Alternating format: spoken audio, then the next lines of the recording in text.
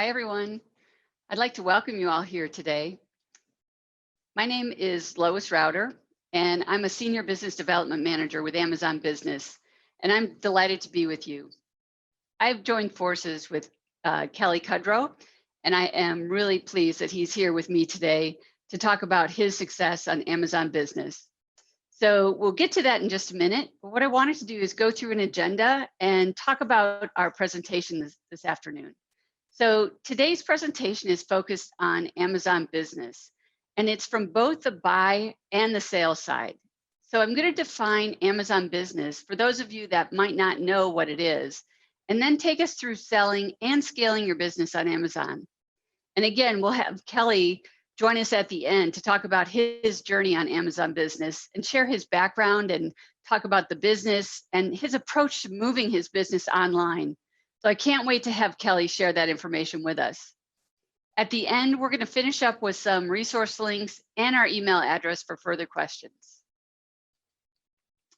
So again, we're starting off from the buyer's perspective to show you the value that Amazon Business offers to business buyers and help sellers understand why having your products and selection on Amazon is so important. By the way, if you don't have an Amazon Business account, go and sign up for one today. It's free and it's going to help your business save money too. So Amazon has been serving customers for over 20 years through online buying and fulfillment. And about 5 years ago, we recognized an opportunity to serve business customers with that same type of approach, but with a business selection, pricing, and convenience. And so we introduced Amazon Business for business buyers. So a lot of consumers were enjoying their buying experience and they were taking their purchases to work through their consumer account. And we saw that as an opportunity to innovate and to create that unique experience for business buyers. So in April of 2015, we launched Amazon Business with the tagline, "Everything you love about Amazon, but for work." So we offer a business selection that was different than our consumer selection with categories where we weren't traditionally strong. So we offered things like maintenance, repair, and operations, lab and scientific, and then healthcare. We also offered unique pricing features for business buyers with business-only pricing and advantageous discounts for business buyers, along with introducing a transparent business online store. So we don't have negotiated pricing like a lot of B2B suppliers. All of our pricing is transparent and publicly available to all buyers on our online store. We adapted our consumer fulfillment network to serve the needs of business buyers, offering things like palletized shipping, bulk shipping, consolidated shipping. And we've continued to innovate on behalf of our business buyers over the past 5 years to bring new solutions to market, including a Business Prime benefit that offers a feature like guided buying. And we're going to talk about that in a minute. We also offer workflow approvals and a number of different procurement policies. And lastly, we've also segmented our customer service to focus exclusively on business buyers. So over the past 5 years, we've innovated tremendously on behalf of our business buyers.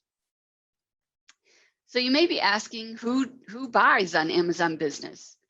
And that's a great question. We serve 80 of the 100 largest educational institutions, 55% of the Fortune 100, more than 50 of the largest hospital systems who've been relying on us in this particular situation to supply them with PPE. We have over 75,000 nonprofits, as well as we work with more than 40 of the 100 most populous local governments.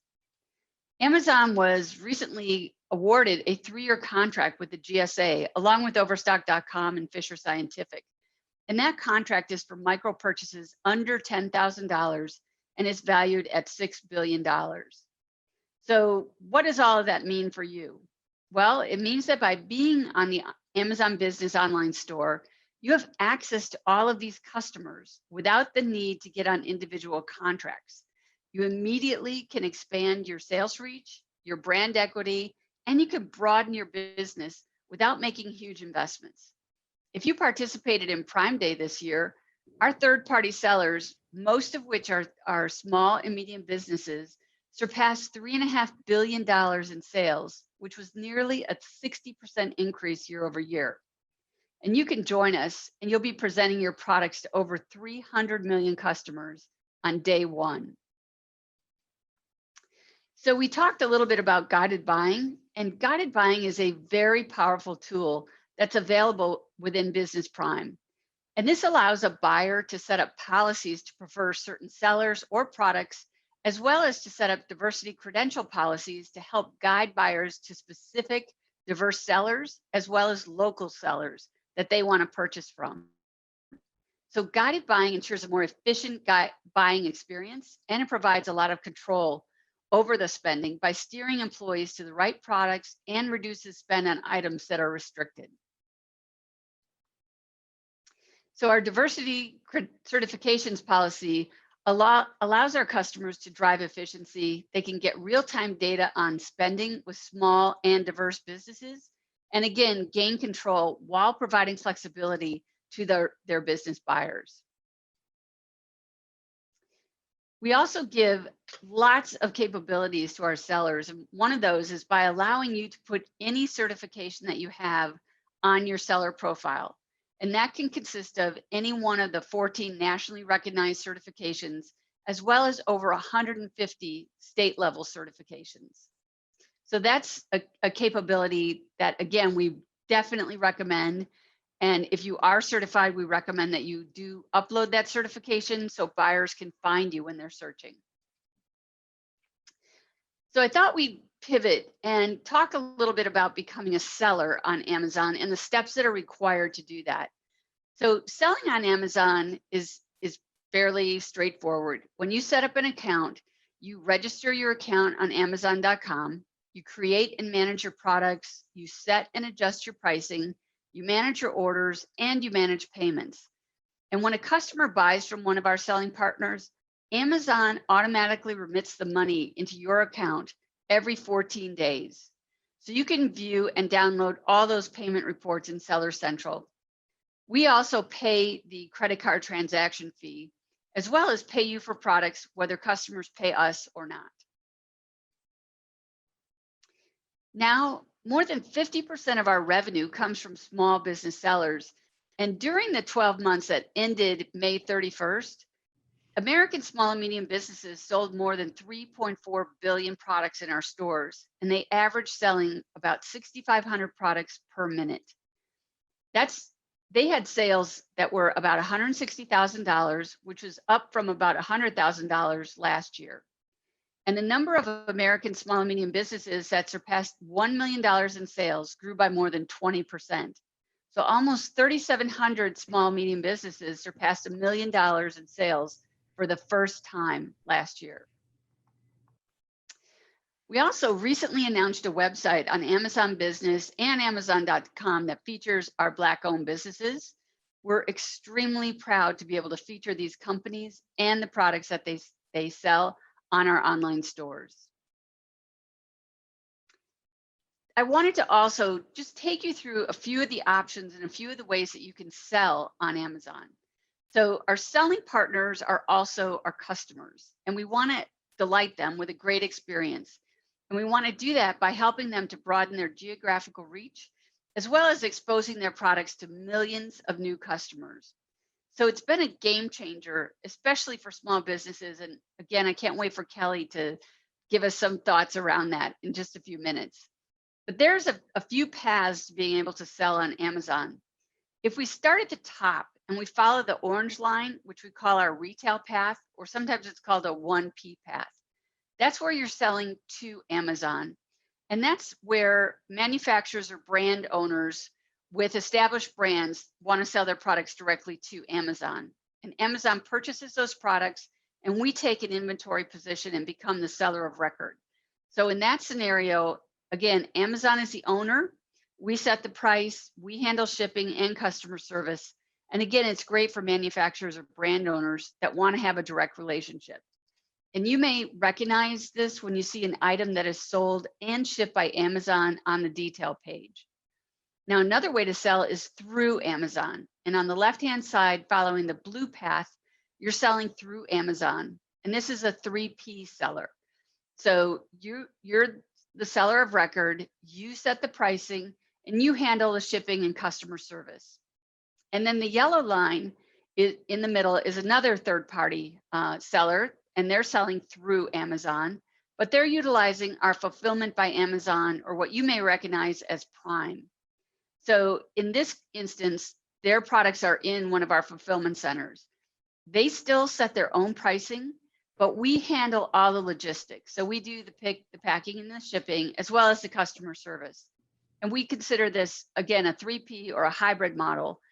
And again, you may recognize this when you see an item that is sold by PNWB, but fulfilled by Amazon. So I wanted to take you through that. And then I also want to share with you a few of the tools that you have when you sign up to become a seller. So one of the things that you're going to be very interested in keeping your eye on is your inventory. So in this example, this is where you're looking at your inventory and you're inputting your business price, and you're also looking at your quantity discounts. So you want to take advantage of the intelligence and the market intelligence that we provide, and pay attention to the pricing and where you land. You want to win the buy box. So you want to optimize your offers, and you want to double down on products that you can market to an advantage.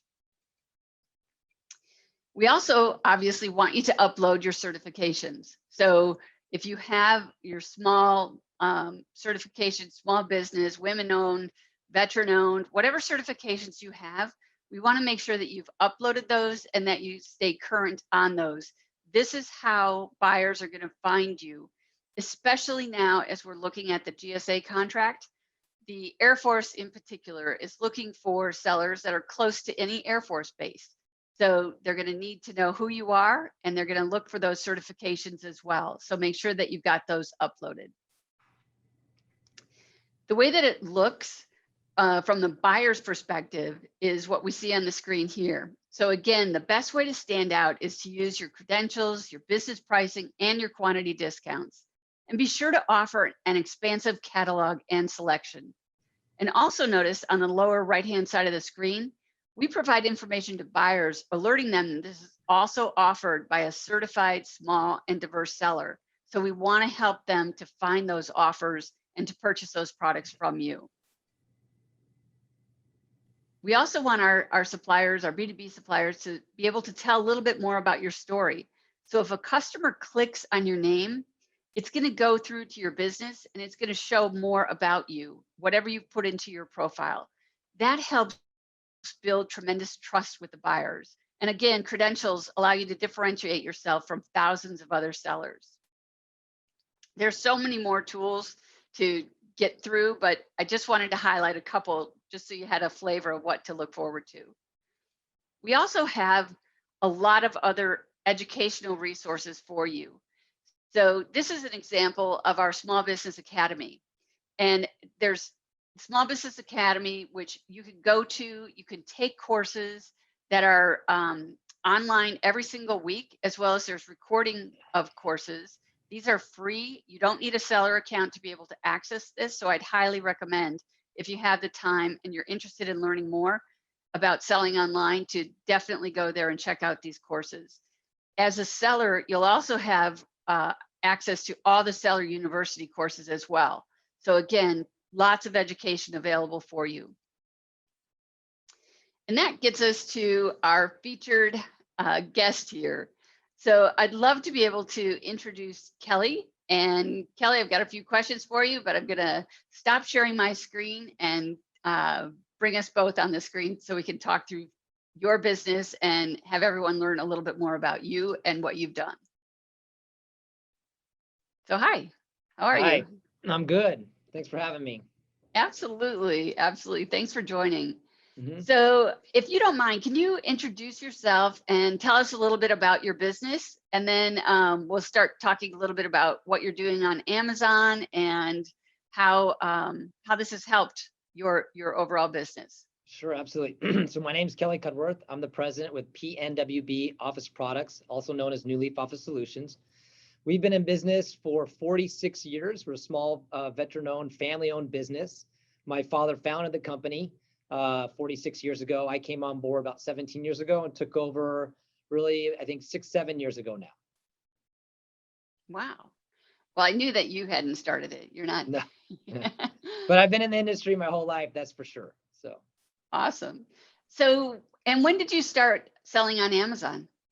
So we've been an Amazon reseller now going on 5 years. We've been in the e-commerce marketplace, I would say 6 to 7 years, but it wasn't really until we started selling on Amazon that gave us really a dramatic lift in the e-commerce space holistically, and gave us a lot of tools and understanding of how to really manage and, I would say, navigate through the e-commerce space. Okay, great. And so I know obviously a lot of people that are probably joining us today have, as we all have gone through COVID and maybe not have done as well. How has that affected you and your business? So we're blessed in the fact that COVID's been a huge, I mean, the COVID situation obviously is not a positive situation by any means on a global scale, but for our business, we're one of, I think, the companies that are blessed with increased revenue due to COVID and the demand and the need for so many, whether it be retail or business suppliers, to source product online. And, really connecting with Amazon and Amazon's business for the last 5 years, we traditionally haven't been a focused business to sell to the retail market, to the commercial market. We really kind of split our customers in two different segments: B2B and then retail, your commercial end user at home. But with COVID, there was a shift of businesses closing for a certain amount of time, and being on the Amazon platform and in the e-commerce space, the increase in retail business really shot up for sure. But it allowed us to really navigate through those choppy waters the first couple months, and provided us an internal opportunity to identify, hey, how can we feed the retail customer, the commercial customer a bit better, and diversify outside of just business focus to actually commercial customers as well. Wow, that's good. So has selling on Amazon Business, has that allowed you to expand your reach? Are you finding that you've gotten customers outside of your local area? So absolutely. So, I mean, I know this is an Amazon program, but to be totally frank and honest and transparent, our opportunity with Amazon over the last 5 years, obviously we've had a lot of growth as a business, top line growth with Amazon. It's been some work, but Amazon's brought us a good portion, a strong portion of growth. With that, I think my team has done a great job of identifying, hey, if we're able to be successful and have this growth on Amazon, how are we able to take all what we're learning, all the information, all the pricing strategies, all the customer service strategies, all the requirements to meet and exceed the consumer's expectation of Amazon, and apply that to our other business and other platforms outside of Amazon?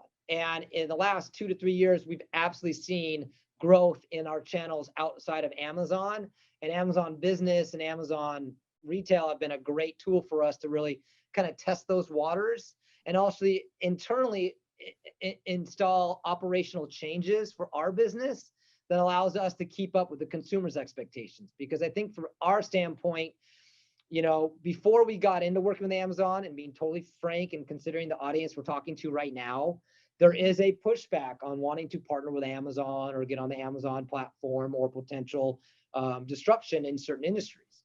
And I think for us, the realization came is that, the consumer is there. The business consumer for sure is there. And Amazon, I think, has done a fantastic job allowing resellers, third-party resellers, to be part of that growth. And I think you nailed it on the head when you opened up. 50% of Amazon's business is now going through third-party resellers like us. Right. And even Jeff Bezos admitted that, hey, third party at one point is crushing 1P. And so that's an exciting opportunity for us. And I realized, hey, if that consumer market is there, and even for me as a consumer at home, Amazon's created such a high level of expectation as a buyer, and belief and comfortability to buy online. But it also creates a different dynamic of a business operation to say, hey, to meet the expectations of where the consumer is that Amazon created, we've had to look internally to figure out, okay, how can we not only meet those expectations, exceed them? And that was a big business change and operational change we had to implement, not only internally for ourselves, but also with our manufacturers, our distributors, and our partners. Because to meet the expectations of the consumers that Amazon expects us to be at a level. It's brought our whole business up to a level that we can then take outside of the Amazon platform. So it's been a shift for sure for us, but the benefit has been not only in Amazon's business dramatic, but also we're seeing that opportunity outside of Amazon, because that change over here is definitely flowing over to our other platforms. Wow. Yeah. And I was going to ask you to really highlight some of those changes that you had to kind of think through operationally, moving from a brick and mortar, only business to then going into an online business. What are just a couple of those things that you had to think about as you were doing that? I think the most important thing was to realize it's a completely different business model. I think, when we first explored it, it's not just taking a square peg and putting it through a square hole. It's a whole different business model. And what we realized right out of the gate was it has to be fully embraced from a commitment time and financial investment at the leadership level. It's not something we could have just had our IT or marketing team, hey, go figure out this Amazon thing, get us on the platform. Sure, that's actually really easy. I mean, to set up an Amazon account and a business account, that can happen overnight. To create a business strategy that's going to be successful and meet the Amazon performance requirements and really achieve the consumer's expectations, that's where we had to really understand the tools that Amazon provided us and the Amazon business provided us, and implement a whole new business strategy. So our business really split into two different kind of businesses. I mean, we still operate under the same business, but we really had to look at it as, hey, look at this as a brand new business, and how are we going to operate this? And so from a customer service standpoint, how's our team going to handle the customer service needs? From a return standpoint, do we have the relationships with the vendors, the manufacturers, the systems in place and the logistics in place to handle the return expectations? Pricing, how are we going to make money on Amazon? There's obviously fees, shipping, freight. So we had to get really, really granular on that and develop a strategy to support that. And you nailed a couple things on the head that I think were critical for us on our success. Was the Amazon business platform has so many different tools to be so creative, because as you're changing and creating a whole new business strategy, just like in your original business, you got to be creative to set yourself apart, right? And Amazon's business platform creates so many different tools and ways for us to try to be creative, whether it be the quantity discounts. I mean, you kind of talked about buy box. For us, interesting enough, we don't even focus on the buy box, right? We're not interested in the buy box because the buy box doesn't necessarily always create the best opportunity and margin opportunity for us. So the quantity discount opportunities, the MOQ opportunities, the ability to separate business offers from retail offers, the quotes opportunities. There's just so many different tools in there that we haven't actually even touched. There's tools that we've been meaning to get to and play with, but you can be really creative. So I think really the most important thing is if you're looking at it as a completely different business and business strategy than what you're used to today, and really learning and understanding how those tools work, understanding what the performance expectations are, not just assuming you can just throw everything up there and let it just kind of flow at you. Take your time and be very granular understanding your product and your offers, and specifically what product might be good and what product might not be good. Because what we realized was not everything's a good fit for Amazon. And so by eliminating certain product and categories, it's actually allowed us to elevate in other products and categories and really maintain and hit those customer service expectations. That's what we realized pretty early on, that, hey, it's not just a one person job. It has to be a full leadership embraced solution that we apply. Yeah, I think that's such an important point to make, in that, yes, you're going to be entering into a new, online store with fully baked tools that are ready for you to kind of unwrap and get going. But it doesn't mean that you can just kind of wing it and get it going. You actually do need the strategy. You need a team that's going to work on it, or people that are going to focus on it. And I think that was one of the points that I think I heard you make around, that your leadership was behind it, and you had people that were then dedicated to making sure that it was going to be successful. So, I think that's a really, really valid point, and one that, people sometimes, don't hear. But I think it's a great thing to kind of reiterate to them. I think also too, there's a financial investment. So the thing about Amazon that is great is it's basically free. I mean, you can get access to this platform. You nail it on the head. The consumer market is there. The buyers are there. The business buyers are there. We're gaining access on a national level and global level in some cases to Fortune 500 companies, to federal agencies, to state and local. There's a lot of school districts, areas that we haven't really been able to break into on our own. So that's really exciting. The tricky thing though is when I say the financial investment is, there's gonna be some bumps in the road of the gate, right? And we have soon to be over 100,000 products that we're gonna be selling on Amazon. And what we realized pretty early on was, hey, we just can't take an Excel spreadsheet, throw it up there and say, hey, what happens? We need to know exactly what that 100,000 products are. We need to be intimate with them. We need to be on top of cost changes. We need to be on top of, our referral fees. We need to monitor and constantly analyze the sales that come in, the payments that come in, and the fees that come in so that we can gauge where our margin needs to be, because a little tweak here and a little tweak there can make a huge difference. And so if you're not intimate with your product and you're not intimate with the data that's going to Amazon and also the data coming back, then you're exposing yourself to pain points, whether it be performance pain points or whether it be actual, making money pain points. And so sometimes to get through that bit, when we launch a new catalog, we know that we will have some experience of some bumpy road for the first week or so that might cost us some money. But when we get through that, that produces so much quality information. It produces information on who's buying, where they're buying, what the price was. Should we have gone higher? Should we go lower?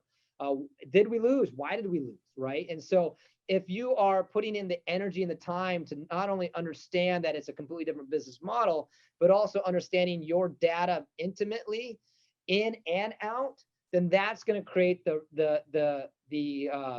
roadmap to your success, because then that's going to allow you to understand where you can be competitive and successful and where you can't. We found very quickly that there were areas that we weren't actually having a lot of success with outside the e-commerce world that all of a sudden we were. And it expanded categories that we weren't able to grow into. And on top of that, then when we realized, hey, we have the ability to be successful in categories we've never really focused on, we immediately started leaning in on new manufacturers, new vendors. And so we diversified not only the catalog count, but actually the product and categories we sell into outside of our traditional office supply space. So we've broken into MRO, hardware, science and technology, furniture, PPE supplies is a big thing, school supplies, and we're constantly adding more and more. And it's been just by understanding and keeping an eye on the categories and the data going in and out, so that now when we go and want to add more product, we kind of know what to look for. We know what to ask the vendors. We know what to ask the manufacturers and the distributors on how, freight programs work, cost programs work, return options work. And then we're able to put that into our, I guess our secret sauce and decide, hey, will this be a good fit for us or not? But it takes a little while to get there. It seems like you can just do it and go and bam, but you have to have your finger on the pulse, because the one thing we do realize is there is a lot of purchasing going through on Amazon. And when you say billions of dollars, there's no question. So as soon as you start loading product up, and if you have a competitive offer and a good offer, you're going to see the business come quickly. And that's exciting, but also if you're not watching it, it could shift one way or the other, good or bad. So you really got to be on top of it and ready for that when it does come. Right. I think that's all such great information. So I know we've talked a lot about the positives. Are there any challenges or anything that you would like to tell people that, hey, these are the things that are really, really important for you on Amazon? Because it's not all, roses and lollipops. No. So Amazon has a very aggressive performance expectation. And when we first onboarded with Amazon, I think we knew that. And that was the first thing we focused on. I didn't focus on as much of the product. And well, obviously we put a lot of focus on the product and the pricing. But right out of the gate, I knew that if we could not meet Amazon's performance requirements and stay within their requirements, it was all for nothing. And so right out of the gate, because the one thing Amazon, you hear Amazon say, the customer obsession. They're obsessed with the customer. And there's no question about that. And guess what? The customer knows that. good, bad, or indifferent, the customer knows Amazon loves them and will support them and do whatever they can to make them happy, right? So they give them all the platform to do it. Reviews, A to Z claims, expectations on delivery. So we knew right away that if we didn't find a way to ensure that we stayed within Amazon's performance metrics, whether it be shipping on time, cancellations, defect rate, all that stuff, it was all for nothing. And so that was, I think, the biggest and still is a hard thing to deal with, because you have to rely on your team of being accurate in regards to what's shipping. You got to make sure that you're accurate in the data that your inventory is loading. You got to make sure you're not canceling orders. And the amount of volume that can come to you through Amazon can skew that pretty darn quick. And so that's why I go back to making sure that you're on top of your data and finger on the pulse.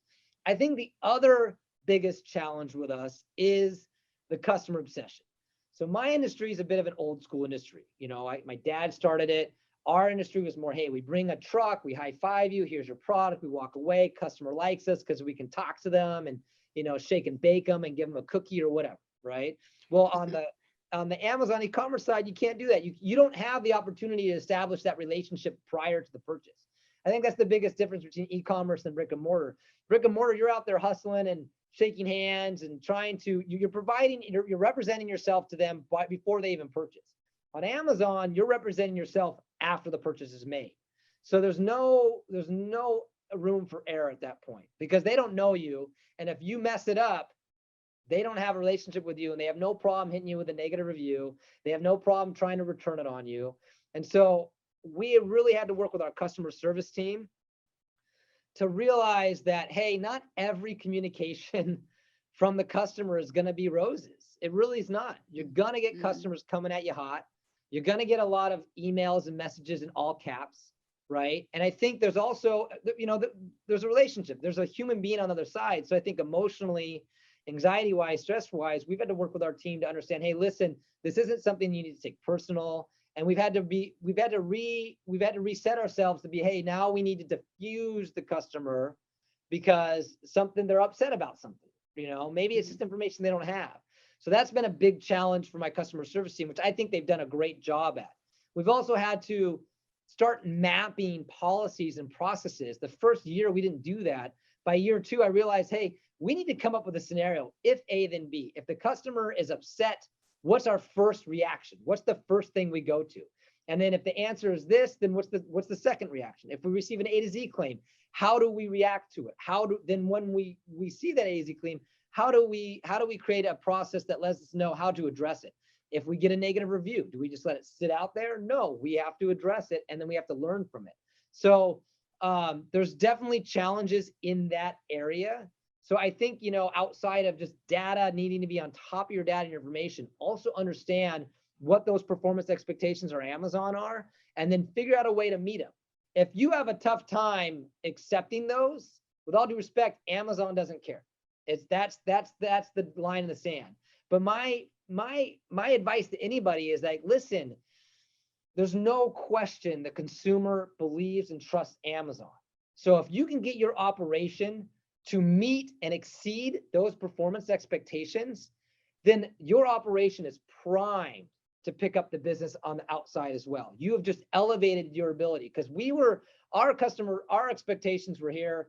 The Amazon customers' expectations were here. We had to bring them up, right? And once we brought them up, there's no going back. And so now we feel really good that not only are we meeting and exceeding Amazon's expectations, I think we do a better job than what Amazon expects. And so anytime I deal with a customer outside the platform, they just love it, because they're basically getting the same Amazon customer obsession experience, not on Amazon. And so then it represents a great relationship that we generate. Wow, that's awesome. That's awesome. Well, you know, I appreciate you taking us through this. Is there anything else that you want to share with the audience? I don't know if we do have an opportunity to share documents, so I do want everyone to know that there are handouts that'll be included. So those will be coming along as well. But just as a final comment, are there anything anything else Sure. that you'd like to share? Hey, listen, we've been in Washington. I'm born and raised in Washington State. This company was founded in downtown Seattle for 45 years. We've recently moved to Issaquah. You know, I have worked tirelessly to do business with the Washington State. We have a long history of working with federal, state, and local business. And I can tell you right now is that if you are a small business or a Washington State business and you have product that you think you can sell on Amazon, you definitely need to investigate it, look at the opportunity, take your time, take it serious. When you get into it, what I found was I was doing tireless work, mundane work that seemed so rudimentarily, that was just frustrating, hours upon hours, trying to get, content descriptions right, where I was like, hey, maybe I could hire a college kid to do it. Don't. Know that it's worth it. You need to put in the leadership time to know and create that opportunity. But register your business right. Get it registered as small business, because that is working. The buyers by far on Amazon Business, one of the greatest things I think they have is the buyer themselves can filter out between certified small woman, diversity, veteran-owned businesses. So if you are one of those businesses and you get on an Amazon Business, get that registration going, because it will help. I think those are the biggest piece of advice that I would give, is just be fully engaged and get your certification registered as soon as you can. That's awesome. That's awesome. And Kelly, one other thing that we've added is a local opportunity. So our buyers can actually select Washington, Seattle, and the surrounding area, and find sellers in that area that they can buy from. So we want to make it even easier. And that's, again, another great reason to have your business, on this storefront, as well as get those certifications uploaded so buyers can find you. But just wanted to highlight that as well. I think So the thing is, like, if you look at Amazon as a competitor, and they are a competitor, sure they are, right? But what better way to learn about your competitor than actually engaging them this way? That's kind of how we approached it, right? So they are a competitor. If they're a competitor, well, you have opportunity not only to sell to the platform, but really understand how that platform is working. And so I think it's definitely worth exploring for sure.